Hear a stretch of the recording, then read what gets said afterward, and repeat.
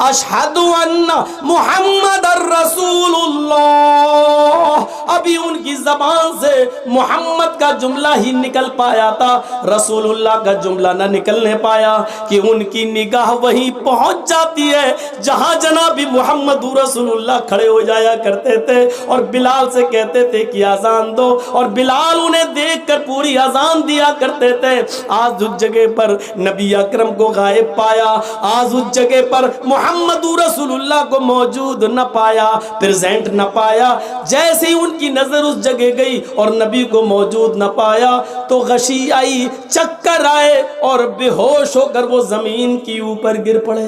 اللہ کے نبی خواب میں ان سے کہہ رہے ہیں اے بلال تو میرا مدینہ چھوڑ کے کہاں چلا گیا، اے بلال تو میری قربت چھوڑ کے کہاں چلا گیا، اے بلال تو میری نزدیکی چھوڑ کے کہاں چلا گیا، اے بلال تو مدینے میں واپس آ جا۔ فجر کی نماز پڑھتے ہی گھوڑا دوڑا دیا اور چلنے لگے۔ لوگوں نے کہا بلال کہاں جا رہے ہو؟ کہنے لگے مجھے میرے آقا نے بلایا ہے، مجھے میرے نبی نے بلایا ہے، اب شام چھوڑ کر میں مدینے کی طرف جا رہا ہوں۔ 6 مہینے کے بعد مدینے آئے، مدینے میں پہنچ کر فوراً لوگوں سے پوچھا کہ مجھے محمد رسول اللہ کی بیٹی فاطمہ سے ملواؤ۔ فاطمہ رضی اللہ تعالیٰ عنہا کی شکل محمد رسول اللہ سے اپنے ابو سے بہت ملتی جلتی تھی، بہت حد تک ایک تھی۔ لوگوں مجھے فاطمہ کا چہرہ دیکھ لینے دو کہ ان کو دیکھ کر میں محمد رسول اللہ کو یاد کر لوں گا۔ لوگوں نے کہا بلال تم مدینے سے باہر تھے، ٹیلی گرام کا اور موبائل کا زمانہ نہیں تھا۔ اے بلال تمہارے آنے سے چند دن پہلے محمد رسول اللہ کی بیٹی حضرت فاطمہ بھی اس دنیا سے چل بسی، وہ بھی اللہ کو پیاری ہو گئی، وہ بھی اب اس دنیا میں نہیں رہی۔ نظریں آسمان پہ ڈالی، اے اللہ نبی کا غم ابھی بھولا نہیں تھا، کیا ایک اور غم میرے اوپر آ گیا، فاطمہ بھی اس دنیا میں نہ رہی۔ زبان سے نکلا انا للہ و انا الیہ راجعون۔ کسی طرح خاموش ہوئے، باتیں ہوئیں اور تھوڑی دیر کے بعد اذان کا وقت ہو گیا۔ لوگوں نے کہا بلال مہینے گزر گئے تمہاری اذان نہیں سنی، بلال آج اذان دے دو۔ کہنے لگے نبی اکرم کے رخصت ہونے کے بعد اب اذان کے کلمات مجھ سے نہ دلواؤ۔ ادھر نبی کے نواسے حسن آ گئے، ادھر حسین آ گئے، دونوں کہنے لگے اے بلال جانتے ہو ہم کون ہیں؟ ان دونوں کو اپنے دونوں ہاتھ سے دبایا، تم دونوں نبی اکرم کے نواسے ہو۔ میرے نانا نے کیا کہا تھا، جس نے میرے نواسوں کا دل توڑا اس نے محمد الرسول اللہ کا دل توڑا۔ اے بلال تمہیں اذان دینا پڑے گی آج، یہ محمد الرسول اللہ کے نواسوں کی خواہش ہے۔ بلال رونے لگے، چیخ پڑے اے حسن اے حسین، تمہاری زبان سے نکلنے والے لفظوں کو اور تمہاری خواہش کو تمہارے نانا نے نہیں توڑا تو میں کیسے توڑ سکتا ہوں؟ میں اذان دوں گا۔ وضو بنایا، اذان دینے کے لیے کھڑے ہو گئے۔ وہی اونچائی ہے، وہی مسجد نبوی کا مینارہ ہے، وہی کانوں میں انگلی دی ہوئی ہے اور اسی جگہ پر اذان کے کلمات بلند ہو رہے ہیں۔ حضرت بلال کی اذان سننے کے لیے لوگوں نے پہلے ہی مسجد بھر دی، اذان سے پہلے ہی مسجد آباد، کھجور کے پتوں کی بنی ہوئی چٹائیاں بچھی ہوئی، سارے لوگ مسجد میں بیٹھے ہیں۔ 6 مہینے پرانا محمد رسول اللہ صلی اللہ علیہ وسلم کا زمانہ یاد آ رہا ہے۔ حضرت بلال کے کانوں میں انگلیاں ہیں اور حضرت بلال ان جملوں پر پہنچے ہوئے ہیں، اللہ اکبر اللہ اکبر۔ جیسے ہی بلال نے اللہ اکبر کہا، کعبے کے رب کی قسم ان جملوں نے نغمہ قیامت برپا کر دیا۔ جیسے یہ جملے نکلے لوگ اپنے گھروں سے اور تیزی سے نکلنے لگے. جیسے یہ جملے نکلے ایسے ہی عورتیں بے قابو ہو جاتی ہیں. وہ بھی اپنے گھروں سے اٹھ کر اوپر چھت پہ چڑھ جاتی ہے کہ آج بلال کی اذان چھت سے سنیں گے تو صاف سنائی دے گی. جیسی عورتیں بے قابو ہو کر چھتوں پہ چڑھ رہی تھیں، لوگ دھڑا دھڑ مسجد کی طرف بھاگ رہے تھے. اس وقت بلال ان جملوں پر پہنچ چکے تھے. اشہد ان لا الہ الا اللہ. بلال کی زبان سے جب یہ جملے نکلے اشہد ان لا الہ الا اللہ، اس وقت تک پرندے درختوں کے اوپر بیٹھ گئے تھے. گویا کہ پرندے بھی حضرت بلال کی اذان سننے کے مشتاق ہوں. درختوں کے پتوں کی جنبشیں بند تھیں کہ شاید آج وہ بھی اذان سننا چاہتی ہیں. یہ ساری چیزیں بے قابو تھیں. عورتیں چھتوں پہ چڑھ کے بلال کی اذان سننا چاہ رہی ہیں. درختوں کے پتے جنبش نہیں کر رہے ہیں. چہچانے والے پرندے بھی خاموشی کے ساتھ بلال کی اذان سن رہے ہیں. اور صحابہ کرام کی آنکھوں میں آنسو ہے. نبی اکرم کا زمانہ یاد آ رہا ہے. ایک ایک صحابی کی آنکھوں سے گرنے والے آنسوؤں نے مسجد نبوی پر کھجور کے پتوں کی بنی ہوئی چٹائی کو بھگو دیا ہے. پوری کی پوری چٹائی تر ہو جاتی ہے. حضرت بلال ان جملوں پر پہنچتے ہیں اشہد ان محمد الرسول اللہ. ابھی ان کی زبان سے محمد کا جملہ ہی نکل پایا تھا، رسول اللہ کا جملہ نہ نکلنے پایا کہ ان کی نگاہ وہیں پہنچ جاتی ہے جہاں جناب محمد رسول اللہ کھڑے ہو جایا کرتے تھے اور بلال سے کہتے تھے کہ اذان دو، اور بلال انہیں دیکھ کر پوری اذان دیا کرتے تھے. آج اس جگہ پر نبی اکرم کو غائب پایا، آج اس جگہ پر محمد رسول اللہ کو موجود نہ پایا، پریزنٹ نہ پایا. جیسے ہی ان کی نظر اس جگہ گئی اور نبی کو موجود نہ پایا تو غشی آئی، چکر آئے اور بے ہوش ہو کر وہ زمین کی اوپر گر پڑے.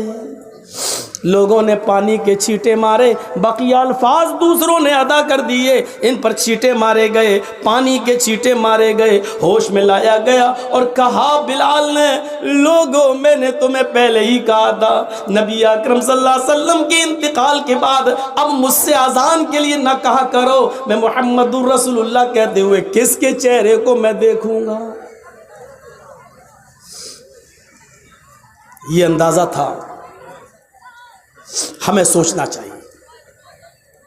لیکن قبر ان کی بھی ہے. فاطمہ رضی اللہ تعالی عنہ کے سینٹنسز پر غور کیجئے، بار بار نہیں دہراؤں گا. ان کو بھی رخصت ہونا پڑا. لیکن وہی چیز یاد کریے، ایک طرف انسان ہم اور آپ مر جائیں اور مرنے کے بعد ہمارا حساب کتاب نہ ہو اور مٹی میں ملا دیے جائیں، یہ بہت اچھی چیز ہے کہ اگر ایسا ہو جائے، لیکن ایسا ہوگا نہیں. مسئلہ یہ نہیں ہے. مسئلہ یہ ہے کہ مرنے کے بعد بھی تو چین نہیں ہے. دنیا میں اگر اچھے عمل کیے ہیں تو ان کا انعام قبر میں ہی ملنا شروع ہو جاتا ہے، اور اگر ہم نے اور آپ نے اچھے عمل نہیں کیے ہیں تو مرنے کے بعد اس کا عذاب بھی شروع ہو جاتا ہے. ابھی قیامت میں تو حساب ہونا الگ باقی ہے، وہ ایک الگ چیز ہے. یہاں سے ہی شروع ہو جاتا ہے دور. حضرت عثمان غنی کے سامنے جہنم کے عذاب کا ذکر کیا جاتا نہیں روتے، لیکن جب قبر کے عذاب کا ذکر کیا جاتا تو اتنا روتے کہ ان کی داڑھی تر ہو جاتی. پوچھا ہے عثمان، جہنم کے عذاب کا ذکر ہوتا تو تم نہ روتے، اور قبر کے عذاب کا ذکر ہوتا تو اتنا روتے، کیا بات ہے؟ فرمایا لوگوں، یہ قبر آخرت کی منزلوں میں سے پہلی منزل ہے. فَإِنَّ الْقَبْرَ أَوَّلُ مَنزِلٍ مِّن مَّنَازِلِ الْآخِرَةِ. آخرت کی منزلوں میں سے پہلی منزل ہے قبر. جو اس قبر میں سوال و جواب میں پاس ہو گیا، جو یہاں کامیاب ہو گیا وہ ساری منزلوں میں کامیاب ہو جائے گا، آخرت کی اور دوسری سیڑھیوں پر چڑھ لے گا۔ لیکن جو اس سیڑھی سے پھسل گیا، جو یہاں ناکام ہوا، وہ آخرت کی تمام منزلوں میں ناکام رہے گا۔ یہ تھا عثمان رضی اللہ تعالیٰ عنہ کا حال، جو جہنم کے عذاب کا ذکر سنتے تو نہیں روتے، لیکن قبر کا عذاب جب ان کے سامنے پیش کیا جاتا تو وہ روتے، ان کی آنکھوں سے آنسو گرنے لگتے۔ ہمیں یہ احساس کب ہوگا، کب ہم جانیں گے، کب قیامت کا خوف اور جہنم کا ڈر ہمارے دلوں میں پیدا ہوگا؟ جبکہ آپ کو معلوم ہے قرآن بھرا پڑا ہے، چیخ چیخ کر اعلان کرتا ہے اذا القوا فیہا سمعوا لہا شہیقا وہی تفور۔ جب جہنمیوں کو جہنم میں ڈالا جائے گا، اذا القوا فیہا سمعوا، بدعمالوں کو، بد کرتوتوں کو جب جہنم میں ڈالا جائے گا، سمعوا، وہ ایک دردناک اور چیختی ہوئی جہنم کی آواز سنیں گے، اذا القوا فیہا سمعوا لہا شہیقا وہی تفور، جہنم چیخے گی، دھاڑے مار رہی ہوگی، وہی تفور، اس حال میں کہ وہ جوش میں ہوگی، جوش میں بھری ہوئی ہوگی، وہ جوش میں بھری ہوئی ہوگی، بھڑک رہی ہوگی وہ جہنم۔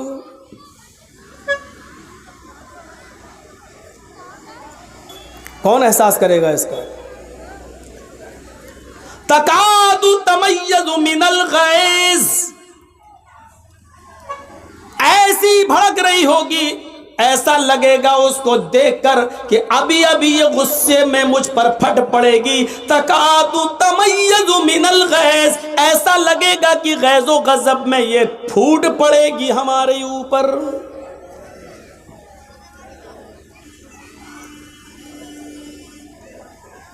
کلما القی فیہا فوج سالہم خزنتها الم یاتکم نذیر قالوا بلى قد جاءنا نذیر فکذبنا وقلنا ما نزل اللہ من شیء ان انتم الا فی ضلال کبیر۔ جب جب جہنم میں ڈالا جائے گا جہنمیوں کو، تو سالہم خزنتها، اس گروہ سے جہنمیوں سے جہنم کا داروغہ سوال کرے گا، جہنم کا مالک پوچھے گا الم یاتیکم نذیر، آئے جہنمیوں کیا تمہارے پاس کوئی نبی نہیں آیا تھا؟ کیا تمہارے پاس کوئی ڈرانے والا نہیں آیا تھا؟ کیا تمہارے پاس اللہ کی کتاب نہیں آئی تھی؟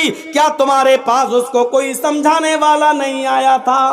اب جہنمیوں کا بھی جواب سنو، قالوا بلا، کیوں نہیں، ہمارے پاس اللہ کا ڈرانے والا بھی آیا تھا، ہمارے پاس اللہ کی کتاب بھی آئی تھی، ہمارے پاس منصور بھی تھا، ہمارے پاس دستور بھی تھا، ہمیں سمجھایا بھی گیا تھا، رسول بھی آئے، پیغمبر بھی آئے، کتابیں بھی آئیں، سب کچھ تھا ہمارے پاس، لیکن ہماری ڈھٹائی عیش و عشرت نے، دنیا داری نے، دنیا کے جاہو جلال نے، دنیا کے مال حرام کی ہوس نے، دنیا داری نے ہمیں کہیں کا نہیں چھوڑا، ہم دنیا داری میں ایسے پڑ گئے، فکذبنا وقلنا ما نزل اللہ من شیء، ہم نے نبیوں کو بھی جھٹلایا، ہم نے قرآن کو بھی جھٹلایا اور فرمایا یہ تمہاری اپنی باتیں ہیں، اللہ نے ہماری طرف کچھ بھی نازل نہیں کیا، ان انتم الا فی ضلال کبیر، تم تو بہت بڑی گمراہی میں ہو۔ وقالوا لو كنا نسمع او نعقل ما كنا في اصحاب السعیر، وہ چیخ چیخ کر کہیں گے اے کاش کہ ہم نے عقل و شعور سے کام لیا ہوتا، اے کاش کہ ہم نے کانوں سے سنا ہوتا۔ وقالوا لو كنا نسمع، اے کاش کہ ہم دنیا میں کانوں سے سنے ہوتے، او ناقل، اور عقل و شعور سے کام لیا ہوتا، سمجھداری سے کام لیا ہوتا، ما کننا فی اصحاب السعیر، تو آج ہم ان جہنم میں جلنے والوں میں سے نہ ہوتے، آج دوزخ میں نہ ڈالے جاتے، آج جہنم میں نہ ڈالے جاتے۔ ما کننا فی اصحاب السعیر، ہم جہنم میں نہ جاتے۔ فاعترفوا بذنبہم فسحقا لاصحاب السعیر، وہ اپنے گناہوں کا اقرار کریں گے، وہ اپنے گناہوں کو ایکسپٹ کریں گے، وہ اپنے گناہوں کو سویکار کریں گے۔ ہاں ہم نے یہ گناہ کیے، لیکن وہاں قبول کرنے سے اور گناہ ایکسپٹ کرنے سے کچھ نہیں ہوگا۔ کہا جائے گا فسحقن سحقن سحقن، دور کر دو دور کر دو، یہ جہنمی ہیں، ان کو جہنم کے اندر پھینک دو۔ یہ آیت کس کے لیے ہے؟ قرآن نے کس کے لیے بیان کی ہے؟ ایک ایک جملے پر غور کر کے دیکھیں آپ، ایک ایک جملے پر یہ جملے ہمیں کیا بتلا رہے ہیں۔ ان جملوں پر جائیے اور دیکھیے، فاعترفوا بذنبہم، یعنی وہاں جانے کے بعد وہ اپنے جرم کا اعتراف کریں گے۔ ہاں اے اللہ ہم نے شراب پی تھی، ہاں اے اللہ ہم نے جوا کھیلا تھا، ہاں اے اللہ ہم نے فلاں آدمی کا مرڈر کیا تھا، ہاں اے اللہ ہم نے بے شرمی اور بے حیائی کے سارے اڈے کھولے تھے، ہاں اے اللہ ہم نے جلسوں کے نام پر، دین کے نام پر جلسے کرائے، لیکن اس کے باوجود میلہ اور ٹھیلا لگانے سے ہم نہیں روک پائے۔ لڑکیاں ناچتی رہیں، گاتی رہیں، یہاں تک کہ فیشن اور اڑیا کپڑے پہن کر نکلتی رہیں، جلسوں میں بھی لپسٹک اور کریم لگا لگا کے آتی گئیں، لیکن ہم بے بس تھے، ہم ان کو نہیں روک پائے، کیونکہ انہی کے آنے سے تو ہمارے جلسے چل رہے تھے، انہی کے آنے سے تو ہمارے مدرسے کا چندہ ہو رہا تھا۔ فاعترفوا بذنبہم، وہ اپنے گناہوں کا اقرار کریں گے، سویکار کریں گے اور ایکسپٹ کریں گے، لیکن وہاں اقرار اور ایکسپٹ کرنے سے کچھ نہیں ہوگا۔ جلسہ ہو رہا آپ کے یہاں؟ یہ جلسہ ہو رہا ہے، اور باہر کیا ہو رہا تھا؟ کچھ کہنے کی ضرورت ہی نہیں ہے، نظر ڈال لو، دیکھا ہوگا آپ نے، کہنا پڑتا ہے سخت جملے، نہیں کہنا چاہتا ہوں، تہذیب کے خلاف ہے، لیکن کہنا پڑتا۔ ایسا لگ رہا تھا جیسے ایک کتیا کے پیچھے 10 کتے بھاگ رہے ہیں۔ ہنس رہے ہو؟ ہنسو، میں کتیا کس کو کہہ رہا ہوں وہ بھی تم جان رہے ہو، اور کتا کس کو بول رہا ہوں وہ بھی تم جان رہے ہو۔ ہنسو، کتیا کون ہے وہ بھی سن لو، میں نہیں بولوں گا، سمجھدار ہو نا، سمجھ گئے ہوگے، اور کتا کس کو بول رہا ہوں وہ بھی سنو، سننا پڑے گا، تمہیں نہیں، تمہارے باپ کو بھی سننا پڑے گا، یہاں جب تک میں ہوں سننا پڑے گا، یہاں سے ہٹنے کے بعد مجھے سنا دینا جتنی گالی چاہو، وہ تو میں سنتا ہی ہوں، تمہاری کیا، منسٹروں کی سنتا ہوں، نیتاؤں کی بھی سنتا ہوں، تم بھی سنا دینا، یہاں جب تک ہوں تمہیں سننا پڑے گا۔ فاعترفوا بذنبہم، اپنے گناہوں کا اقرار کریں گے، لیکن کوئی فائدہ نہیں۔ فسحقا لاصحاب السعیر، دور کر دو جہنمیوں۔ اور یہ مت سمجھو کچھ نہیں ہوگا، مریں گے اور مر سڑ کر مٹی ہو جائیں گے اور پھر دوبارہ نہیں۔ اَيَحْسَبُ الْإِنسَانُ أَن لَّن نَّجْمَعَ عِظَامَهُ بَلَىٰ قَادِرِينَ عَلَىٰ أَن نُّسَوِّيَ بَنَانَهُ بَلْ يُرِيدُ الْإِنسَانُ لِيَفْجُرَ أَمَامَهُ يَسْأَلُ أَيَّانَ يَوْمُ الْقِيَامَةِ فَإِذَا بَرِقَ الْبَصَرُ وَخَسَفَ الْقَمَرُ وَجُمِعَ الشَّمْسُ وَالْقَمَرُ يَقُولُ الْإِنسَانُ يَوْمَئِذٍ أَيْنَ الْمَفَرُّ كَلَّا لَا وَزَرَ۔ ایک ایک لفظ پر ایمان لاؤ قرآن کے۔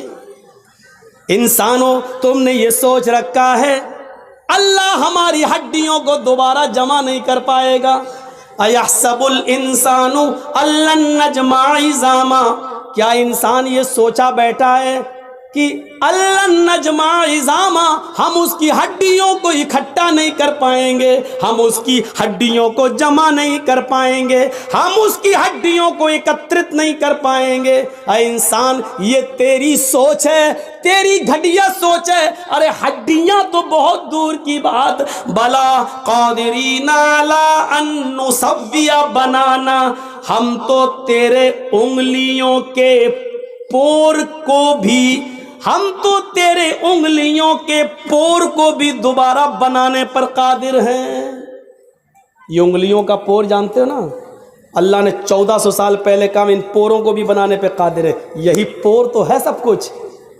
हमारा उंगली, ये उंगली और आपकी उंगली कभी टच नहीं हो सकती है, एक हो ही नहीं सकती है। और पूरी दुनिया के इंसानों की उंगली, फिंगर एक दूसरे से अलग है। आप देख लीजिए, अभी अगर हम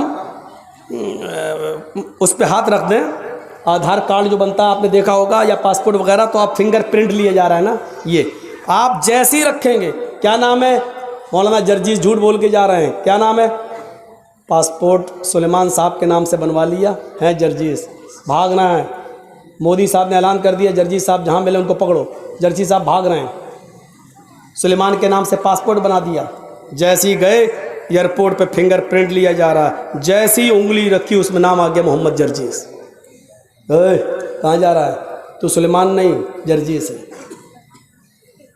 मेरी उंगलियों के फिंगर आपकी उंगली, आपके फिंगर से अलग हैं।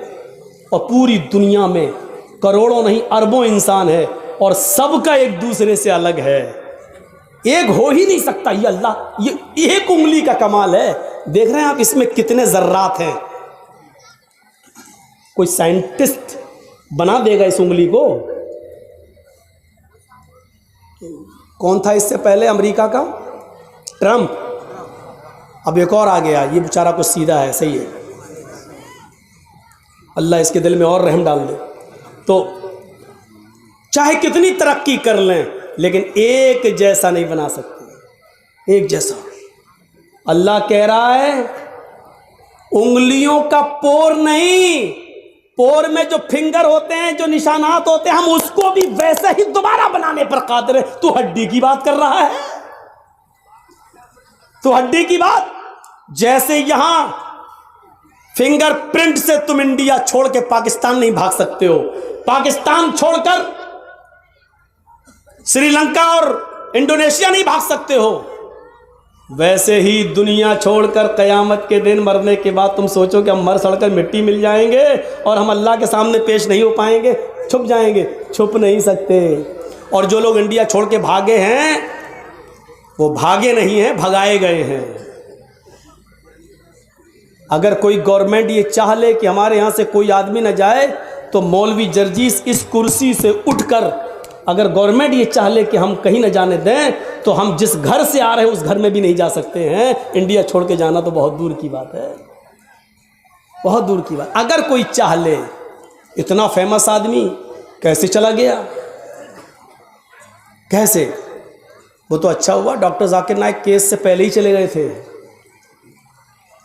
केस तो बाद में हुआ था। और अगर कहीं यहाँ रहते तो वो भी नहीं जा पाते।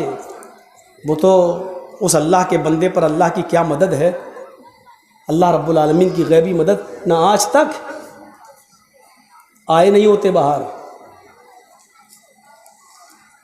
आजम खां जैसा आदमी देख रहे हो, मुर्गी चोरी, अंडा चोरी, किताब चोरी, ये केस लग रहे हैं, अंडा चुराएगा वो।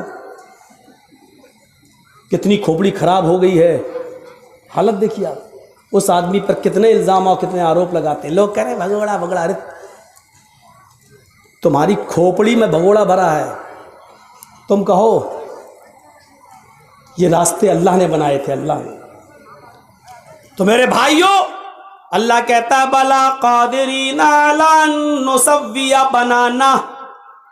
इंसानों, तुम ये सोचते हो कि हम तुम्हारी हड्डियों को दोबारा जमा नहीं कर पाएंगे। अरे हड्डियां तो छोड़ो, हम तुम्हारी उंगलियों के पोर भी दोबारा बनाने पर कादिर हैं। بل یرید الانسان لیفجر اماما، لیکن انسان تو یہ چاہتا ہے کہ آگے بھی وہ گناہ کے کام کرتا رہے۔ انسان یہ چاہتا کہ نہیں اور بھی گناہ کام کرے؟ گناہ میں لذت ہے نا، گناہ میں انجوائے ہے، گناہ میں مزہ ہے، گناہ میں لطف ملتا، تھوڑی دیر کے لیے ملتا ہے۔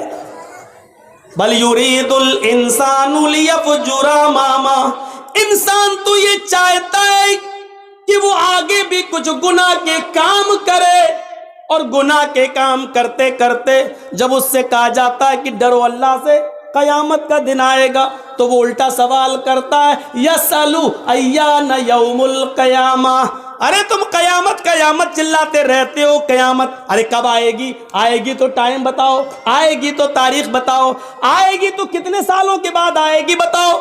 ارے میرے دادا زندہ تھے تب بھی یہی سنتے آئے، باپ زندہ تھے تب بھی سنتے آئے، اب ہمیں زندگی ملی ہم بھی یہی سنتے آئے، ہماری اولادیں بھی یہی سن رہی ہیں، اور ان کی اولادوں کی اولادیں بھی یہی سنیں گی۔ ارے کب آئے گی؟ ارے بتاؤ نہ کب آئے گی؟ اللہ نے اسی کا جواب دیا ہے۔ یہ پوچھتا ہے قیامت آئے گی تو کب آئے گی؟ سنو، فَإِذَا بَرِقَ الْبَصَرُ، آنکھیں جب چندیا جائیں گی، آنکھوں کی روشنی سلب ہو جائے گی۔ ایسے کرو، چندیانا کس کو بولتے ہیں؟ اتنی روشنی آ جائے کبھی کبھی ہماری آنکھوں کے سامنے کہ اس روشنی میں بھی ہمیں کچھ زیادہ دکھائی نہیں دے گا، اس کے پیچھے کیا ہم کو نہیں دکھائی دے گا۔ وہ کالے کلوٹے بلال، جن کے بارے میں بخاری کی حدیث کے الفاظ ہے کلہما، کوئلہ پھر بھی کچھ چمک ہوتی ہے، کوئلے میں پھر بھی کچھ سفید پن ہوگا، لیکن بلال کوئلے سے زیادہ کالے، یہ موٹے ہونٹ اور کالا رنگ اور کوئلے سے زیادہ کالا۔ لیکن اللہ کے نبی فرماتے ہیں اے بلال، ایسا کون سا عمل کرتے ہو کہ میں نے تمہیں جنت، جب مجھے دکھائی دی تو میں نے جنت کے اندر تمہارے جوتوں کی آواز سنی، یعنی اللہ نے مجھے بتا دیا بلال سے میں اتنی محبت کرتا ہوں کہ بلال کو جنت دے کر رہوں گا۔ حضرت بلال کہتے ہیں اے اللہ کے رسول، زیادہ عمل تو میں نہیں کرتا، لیکن بس میرا ایک عمل ایسا ہے، وہ یہ ہے کہ میں بغیر وضو کے کبھی نہیں رہتا، جب بھی میرا وضو ٹوٹتا ہے میں فوراً وضو بنا لیتا ہوں، اور 2 4 6 8 رکعت میں نفل نماز ضرور پڑھ لیتا ہوں۔ قضاء حاجت گیا، پیشاب و پائخانہ کیا، فوراً میں نے وضو بنایا، میں بغیر وضو کے نہیں رہتا ہوں، جب بھی وضو ٹوٹتا ہے تو فوراً وضو بنا کر میں 2 رکعت 4 رکعت نفل ضرور پڑھ لیتا ہوں۔ اللہ کے نبی کہتے ہیں بلال، یہی وہ نیک عمل ہے جس نے تمہیں تمام صحابہ سے ممتاز کر دیا ہے، تمام صحابہ سے آگے بڑھا دیا ہے۔ اتنا کہنا تھا، اس مسجد میں بڑے بڑے امیر، بڑے بڑے مہاجن، بڑے بڑے ساہوکار، بڑے بڑے چودھری اور سرمایہ کار اور پیسے والے لوگ بیٹھے ہوئے تھے، چیخ پڑے اے بلال، تمہاری شادی نہیں ہوئی ہے، او بلال تمہیں ایک نیک لڑکی کی ضرورت ہے، اے بلال تم نکاح کرنا چاہتے ہو، آؤ اے بلال آؤ میرے گھر چلو، میری چاند جیسی خوبصورت بیٹی ہے، آؤ میرے گھر چلو، پانی لے کر وہ تمہارے سامنے آئے گی، ایک نظر تم میری بیٹی پہ ڈال لو، اس کا چہرہ دیکھ لو، اس کے ہاتھ کی ہتھیلی دیکھ لو، اے بلال اگر میری بیٹی تمہیں پسند آ جائے تو میں اپنی بیٹی کا نکاح تمہارے ساتھ کرنے کو تیار ہوں۔ اے بلال، اللہ کے رسول نے تمہیں جنتی کہا ہے، اگر تمہارے ساتھ میری بیٹی بیاہ دی جائے، تمہارے ساتھ میں اپنی بیٹی کا نکاح کر دوں تو میری بیٹی بھی تمہاری صحبت میں نیک عمل کرنے والی ہو جائے گی، اور وہ بھی جنت کی حقدار ہو جائے گی، اور دیندار لڑکے سے شادی کرنے کی وجہ سے شاید اللہ میری بھی بخشش کر دے، اللہ میری بھی مغفرت فرما دے۔ میرے بھائیوں، جیسے اللہ کے نبی نے یہ کہا کہ بلال میں نے تمہارے جوتوں کی آواز جنت میں سنی ہے، صحابہ نے یہ نہیں دیکھا بلال کے ہونٹ کتنے موٹے ہیں، ان کے گال کتنے کالے ہیں، ان کا چہرہ کتنا بڑا ہے، ان کی آنکھیں کیسی ہیں، پھر اس پر نظر نہیں ڈالی. بڑے بڑے امیر صحابہ نے اپنی لڑکیوں کی پیشکش کر دی. آئے بلال, انہوں نے پہلے کہہ دیا ہے پہلے ان کی بیٹی دیکھ لو, اگر پسند آ جائے تو کر لو اور اگر نہ آئے تو میرے گھر آؤ. آئے بلال, ایک نظر میری بیٹی پر بھی ڈال لو. آئے بلال, اگر میری بیٹی تمہیں پسند آ جائے تو میں بھی نکاح کرنے کے لیے تیار ہوں. میرے بھائیوں, دینداری کو معیار بنایا گیا, دینداری کو معیار بنایا گیا, دینداری کو میرے بھائیوں کسوٹی بنایا گیا ہے. وہاں شکل و صورتوں کو نہیں دیکھا گیا. کہا ان اللہ لا ينظر الى اجسامکم ولا الى صورکم, اللہ تمہاری شکلیں نہیں دیکھتا, اللہ تمہارے جسموں کو شریر کو نہیں دیکھتا, اللہ تو تمہارے تقوی کو دیکھتا, تمہارے دلوں کو دیکھتا ہے. یہ بلال تھے, یہ بلال. میرے بھائیوں, اسی طریقے سے ایک انصاری لڑکی کی طرف ایک صحابی کو بھیجا گیا. کہا اللہ کے نبی نے جاؤ, تمہاری شادی نہیں ہوئی ہے؟ کہ نہیں. تم فلاں فلاں گھر پہ جاؤ, وہاں ایک انصاری کی لڑکی رہتی ہے, ایک نظر اس کو دیکھ لو اور اس کے گھر والوں سے کہہ دینا کہ اللہ کے رسول صلی اللہ علیہ وسلم نے تمہیں اپنی بیٹی کا نکاح میرے ساتھ کرنے کے لیے کہا ہے, جاؤ تمہارا نکاح ہو جائے گا. یہ آدمی جاتے ہیں, یہ صحابی رسول جاتے ہیں, دروازے کو دستک دیتے ہیں, گھر کے اندر کوئی مرد نہیں ہے, وہی لڑکی جس کو دیکھنے کے لیے بھیجا گیا ہے گھر میں اکیلی ہے. دروازے کی اوٹ سے سوال کرتی ہے, تم تو موبائل چلانے میں شرماتی نہیں ہو, تم تو میسنجر اور واٹس ایپ چلانے میں شرم و حیا نہیں محسوس کرتی ہو, تم تو فیس بک چلا رہی ہو, تم تو راستوں میں موبائل پر بات کرتی ہوئی چلی جانا تمہارے لیے کوئی شرم و حیا کی بات نہ رہی. وہ عورت تھی, لڑکی تھی, نبی اکرم نے اس کو دیکھنے کے لیے بھیجا تھا. صحابی رسول اسی کے گھر کو دروازے کو دستک دیتے ہیں, اندر سے آواز آتی ہے کون؟ انہوں نے اپنا نام بتایا, میں کہنے لگے, اندر سے آواز آتی ہے میرے ابو نہیں ہے, میری امی نہیں ہے, میں گھر میں اکیلی ہوں, اس لیے میں تمہیں اندر آنے کی اجازت نہیں دے سکتی, لیکن یہ تو بتاؤ تمہیں آنا کیسے ہوا, کس مقصد سے آئے ہو؟ کہنے لگے یہ صحابی رسول اللہ کے نبی صلی اللہ علیہ وسلم نے تمہارے باپ کے پاس مجھے یہ پیغام دے کر بھیجا ہے کہ ان کی ایک یہ بیٹی ہے. کہا میں ہی ان کی بیٹی ہوں. کہا مجھے اللہ کے نبی نے اس لیے بھیجا ہے کہ میں ان کی بیٹی کو ایک نظر دیکھ لوں, اور اس لیے بھیجا ہے کہ میں تمہارے باپ سے یہ کہوں کہ اللہ کے رسول نے تمہیں اپنی بیٹی کا نکاح میرے ساتھ کرنے کا حکم دیا ہے. اس بیٹی نے گھر کے اندر سے آواز آتی ہے, تمہیں قسم ہے اس رب کی عزت و جلال کی جس کے ہاتھ میں میری جان ہے اور تمہاری جان ہے, اگر تمہیں جناب محمد رسول اللہ نے حکم دے کر بھیجا ہے اور یہ کہا ہے کہ اس گھر میں ایک لڑکی ہے اس کو دیکھ لو, تو میں اپنے گھر کے دروازے کھول دیتی ہوں اور دروازے پر کھڑی ہو کر صرف اپنی شکل تمہیں دکھا دیتی ہوں, تم ایک نظر مجھے دیکھ لو اور پھر جو کام تمہیں میرے باپ سے کہنا ہے, نبی کا فرمان سنانا ہے, وہ سنا دینا, میں دروازہ بند کر دوں گی. اس نے کہا آئل فلاں کے باپ کی بیٹی, میں قسم کھا کر کہتا ہوں اللہ کے عزت و جلال کی کہ اللہ کے نبی نے مجھے تمہیں دیکھنے کے لیے بھیجا ہے.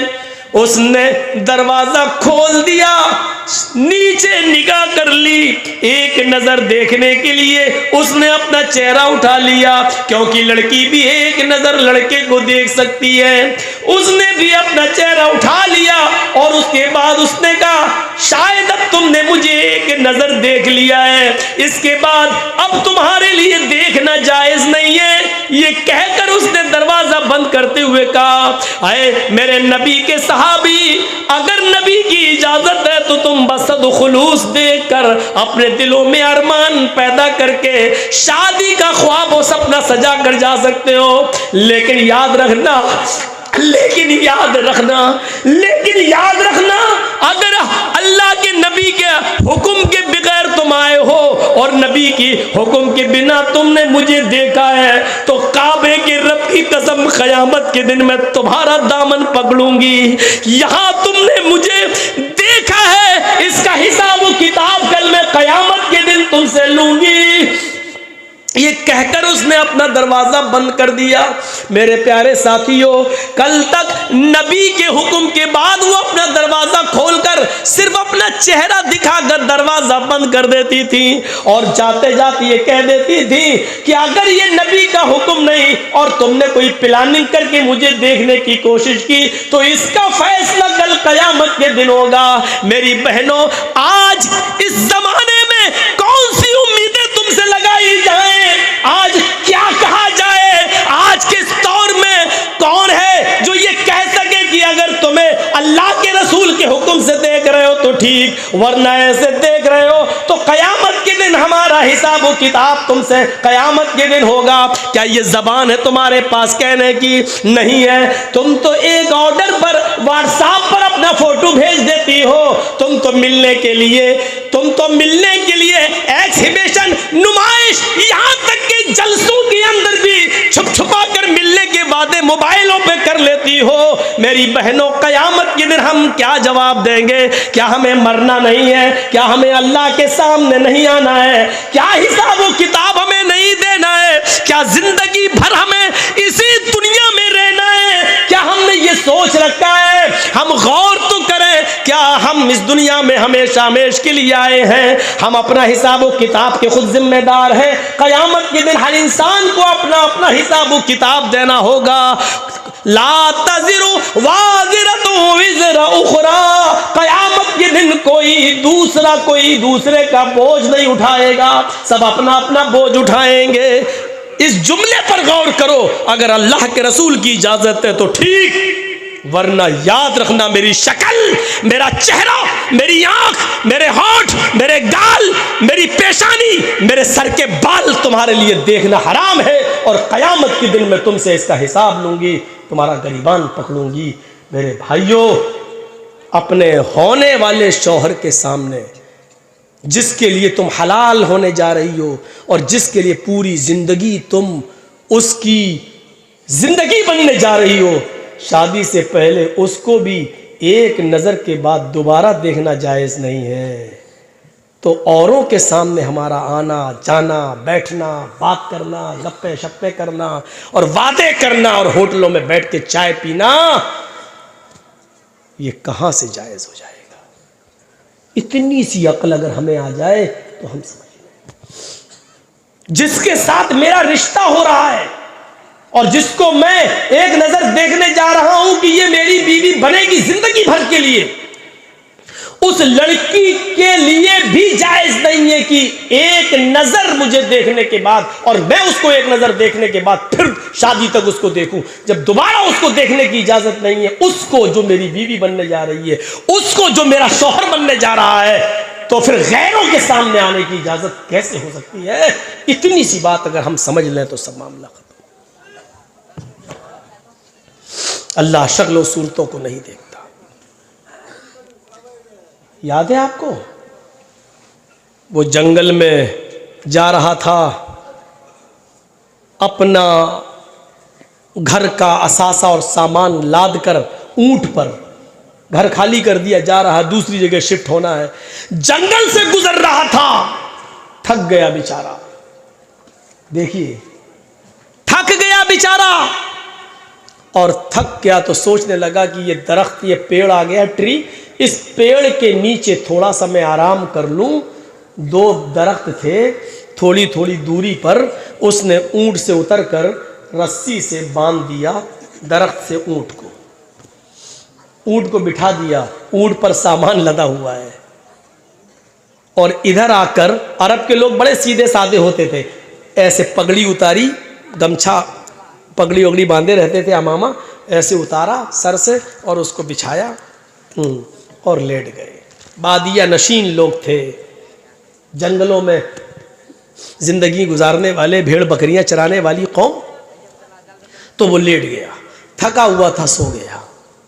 اچانک آنکھ کھل گئی. ہم لوگ بھی جب ٹرینوں میں سفر کرتے ہیں نا تو رات میں کبھی آنکھ کھل جائے تو سب سے پہلے دیکھتے ہیں اٹیچی ہے کہ نہیں، کوئی لے تو نہیں گیا. کبھی کبھی جوتا بھی دیکھنا پڑتا ہے، کیونکہ چوروں کو تو جوتے سے بھی مطلب نہیں ہے. 100 کا نہ صحیح 10 کا بکے گا، 10 ہی کافی ہمارے لیے، کم سے کم ایک سگریٹ تو آ جائے گی. تو بار بار دیکھنا پڑتا ہے. آنکھ کھلی تو سب سے پہلے سامان کی طرف. ایسے ہی اس کی آنکھ کھلی تو اونٹ کو دیکھا اونٹ غائب. دیکھا تو اونٹ غائب. اور سوچو کتنی تکلیف ہوئی ہوگی. اب میری اٹیچی غائب ہو جائے، سالا تقریر کرنے جا رہا ہوں، شیروانی اسی میں، ٹوپی اسی میں، سب کچھ اسی میں، اب کیا رہ گیا میرے پاس؟ اب کیسے بولوں گا؟ تو کتنی تکلیف ہوگی. اور اس کا تو پورے گھر کا سامان اونٹ پر. کہتا اللہ یہ کیا ہوا ہے؟ ہوش غائب، ادھر ادھر بھاگتا ہے، ادھر جاتا ہے، دوڑتا ہے، بھاگتا ہے، اونٹ نہیں مل رہا ہے. بھاگتے بھاگتے دوڑتے دوڑتے پہاڑی پہ چڑھ گیا. پہاڑی سے نیچے دیکھتا ہے، ارے اتنے اوپر سے اونٹ تھوڑی کودے گا. بھاگتے ہوئے جھاڑی میں گیا، پورے جنگل میں ڈھونڈا، اونٹ نہیں ملا. تھانے بھی نہیں تھے کہ رپورٹ لکھوا دوں. ڈھونڈتا ڈھونڈتا جنگل کا 4 چکر لگاتے ہوئے اس طریقے سے گھومتے ہوئے آیا، اور پھر اسی جگہ پر آ گیا جہاں وہ لیٹا تھا. اونٹ نہیں ملا. کہتا ہے تھوڑا سستا لوں، پھر جاؤں گا، میں پھر ڈھونڈوں گا. دن بھر تو ڈھونڈ لیا، رات بھر بھی ڈھونڈوں گا، شاید مل جائے، لیکن سستا لوں پورا دن ڈھونڈتے ہوئے ہو گیا. اس نے پھر امامہ اتارا، بچھایا، تھک گیا تھا، ایسے بیٹھا بیٹھا لیٹ گیا، سو گیا. آنکھ لگ گئی. پھر اچانک آنکھ کھلی، پھر اسی پیڑ کو دیکھتا ہے جہاں سے اونٹ غائب ہوا. بالکل یہی انداز دیکھا اس نے اسی پیڑ کو جہاں سے اونٹ غائب ہوا. اونٹ تو یہ بندھا ہوا ہے، اسی پیڑ سے بندھا ہوا ہے. بھاگ. اب کیا ہوا؟ کھول کے دیکھے کچھ. ہم لوگوں کو جب اٹیچی غائب ہو جائے مل جائے تو کھول کے دیکھیں گے کوئی چیز غائب تو نہیں. وہ گیا اونٹ پر، دیکھتا ہے سب سامان، جتنا کپڑا موجود، برتن موجود، مٹی کے پیالے موجود، جو غلہ لادا تھا وہ موجود، سارا سامان اونٹ پر موجود. یا اللہ، پورا جنگل ڈھونڈا، اونٹ نہیں ملا، اور اپنے آپ یہاں آ گیا اور بندھ بھی گیا. اسی پیڑ سے بندھا ہوا ہے یہ اونٹ. ایسا کیسے ہو گیا؟ میں نے تلاش کیا پورا جنگل، جھاڑی جھاڑی، پہاڑی پہاڑی، لیکن اونٹ نہیں ملا. اور جب تھک کر بیٹھ گیا اور آنکھ لگ گئی، جب آنکھ کھلی تو دیکھا اونٹ اپنی مرضی سے اسی پیڑ سے بندھا ہوا ہے جہاں سے غائب. سامان دیکھا تو سامان اپنی اصلی پوزیشن میں موجود. خوشی کا ٹھکانہ نہیں رہا. نظر آسمان کی طرف ڈالی، چیخ پڑا، اللہم انت عبدی وانا ربک. الٹا جملہ بول گیا. یہی بخاری شریف کے حدیث کے الفاظ ہیں. اس نے اونٹ کو بندھا ہوا دیکھا، چیخ پڑا کہ اے اللہ، واقعی مان گیا تیری قدرت کو، واقعی مان گیا تیرے کمال کو، واقعی مان گیا تیرے چمتکار کو. پورا جنگل میں نے تلاش کیا، کہیں مجھے اونٹ نہیں ملا. اتنی محنت کی لیکن مجھے کہیں اونٹ نہ ملا، اور تھک کر بیٹھ گیا تو اپنے آپ آ گیا. یہ تیری قدرت ہے، یہ تیرا چمتکار ہے، یہ اونٹ آ گیا میرا. اے اللہ، واقعی تو میرا بندہ ہے اور میں تیرا خدا. سمجھ گئے نا کیا بول گیا وہ؟ اللہم انت عبدی. عربی میں وہ بول گیا واقعی تیری قدرت، مان گیا تجھے آج، واقعی اللہم انت عبدی، واقعی تو میرا بندہ ہے، وانا ربک، اور میں تیرا رب ہوں. الٹا کہنا یہ چاہ رہا تھا کہ واقعی میں تیرا بندہ ہوں اور تو میرا رب، لیکن خوشی میں ہوش ٹھکانے نہیں ہے، زمین پر پیر نہیں ہے، پورا دن اونٹ غائب رہا اور اچانک مل جائے تو کتنا خوش، اتنا خوش کہ مارے خوشی کو میں اس کو دکھائے، اس کو سمجھ میں نہیں آ رہا ہے کہ اس کی زبان سے کیا نکل گیا، کیا کہہ رہا ہے، واقعی تو میرا بندہ ہے اور میں تیرا رب ہوں، میں تیرا خدا۔ اللہ کے نبی فرماتے ہیں جب اللہ نے اس کی زبان سے یہ جملے نکلتے ہوئے سنے، فضحک، مسکرا دیا اللہ، ہنس دیا اللہ۔ اللہ کو تو غصہ آنا چاہیے تھا، کمینہ اپنے آپ کو میرا خدا، میرا اپنا خدا بنا رہا ہے، میں تیرا بندہ ہوں، تو ہے کیا میرے آگے؟ تو غصہ آنا چاہیے تھا، لیکن اس کے منہ سے نکلنے والے جملے کو سنا اللہ نے تو مسکرا دیا، ہنس دیا۔ اللہ کے نبی فرماتے ہیں کہ اللہ نے کوئی انتقام نہیں لیا، بدلہ نہیں لیا، اس کو گناہ بھی نہیں لکھوایا، اس لیے کیونکہ وہ جانتا ہے میرے بندے نے یہ الفاظ دل سے نہیں کہے، خوشی میں اس کی زبان سے نکل گئے، اس کی نیت یہ نہیں تھی۔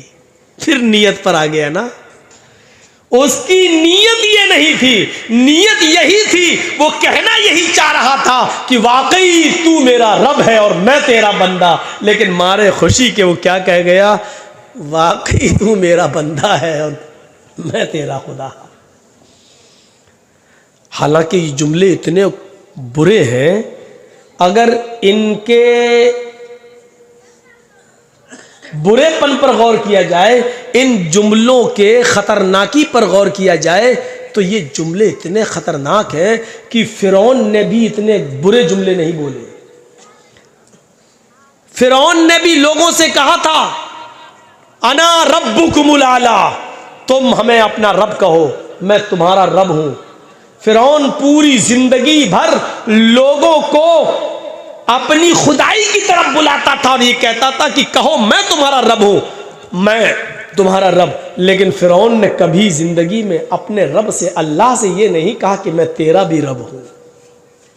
فرعون رات میں اللہ سے توبہ کرتا تھا، اللہ رب تو ہی ہے میرا، لیکن لوگوں کی نظروں میں مجھے بڑا بننے کا شوق ہے، اس لیے میں تھوڑا سا بڑا بن جاتا ہوں، تو اس پر میری گرفت نہ کرنا۔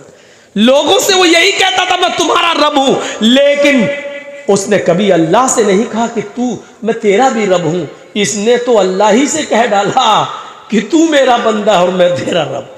فرعون نے کبھی اللہ سے نہیں کہا کہ تو میرا بندہ ہے اور میں تیرا رب۔